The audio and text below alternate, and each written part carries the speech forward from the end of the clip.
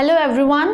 तो आज हम लोग साइंस के chapter 1 chemical reaction and equation से एक इम्पॉर्टेंट टॉपिक डिस्कस करने वाले हैं, वो है डिकम्पोजिशन रिएक्शन।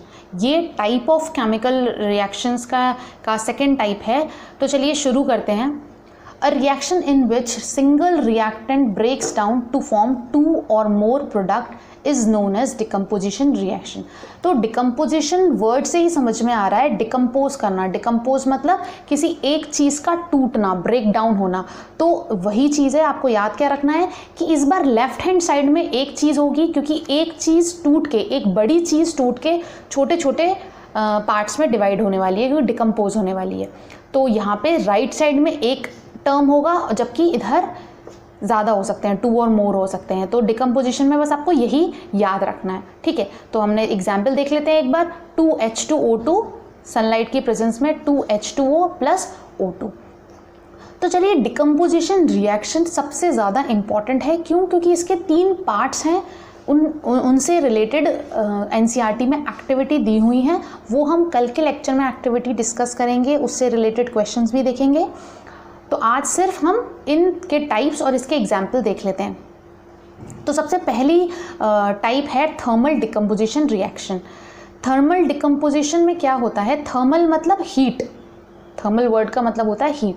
तो these reaction use the energy in the form of heat for decomposition of reactant. मतलब रिएक्टेंट को तोड़ने के लिए हमें हीट की आवश्यकता होगी। इस वजह से इस टाइप की रिएक्शंस को हम थर्मल डिकम्पोजिशन बोलते हैं। एग्जाम्पल के तौर पे देख लेते हैं। CaCO3 gives CaO plus CaCO2।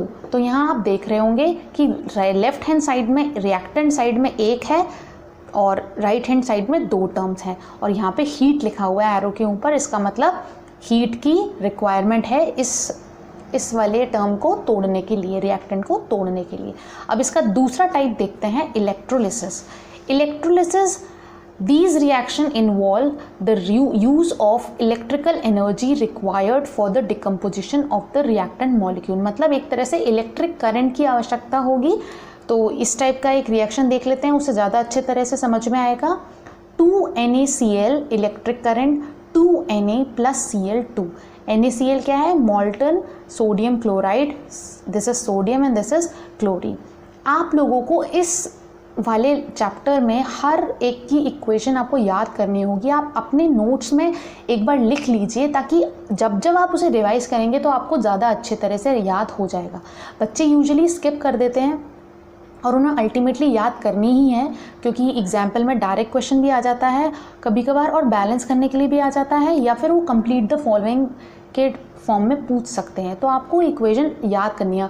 बेहतर ये होगा कि आप स्टार्टिंग से ही अपने कुछ रिएक्शन बना लीजिए हर एक की, और हर बार उसको रिवाइज करेंगे तो आपको ज़्यादा परेशानी नहीं होगी। अब इसका लास्ट वाला पार्ट देख लेते हैं, फोटोलिसिस। तो फोटो वर्ड का मतलब ही होता है लाइट, ठीक है। जैसे कि आपने फोटोसिंथेसिस पढ़ा होगा, ठीक है। तो ये सारी चीज़ें जो होती हैं वो लाइट एनर्जी को लेती हैं। तो these reaction involves the use of light energy for the purpose of decomposition. मतलब तोड़ने के लिए इनको लाइट एनर्जी की रिक्वायरमेंट होती है।